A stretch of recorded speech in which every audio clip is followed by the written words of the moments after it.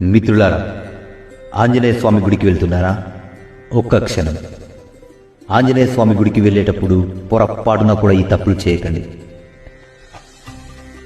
ఆంజనేయ స్వామి విగ్రహాన్ని ఎట్టి పరిస్థితుల్లో కూడా తాకకండి, ముఖ్యంగా మహిళలు.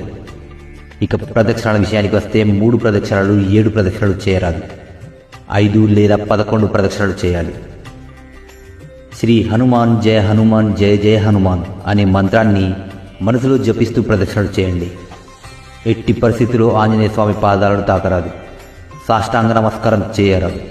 ఎందుకంటే భూత ప్రేత పిశాచాలను తన పాదాల కింద అణచివేశారు స్వామి. హనుమంతునికి పంచసంఖ్య అంటే చాలా ఇష్టం. కాబట్టి 5 ప్రదక్షిణలు, 5 నమస్కారాలు, 5 అరటిపళ్ళని సమర్పించండి.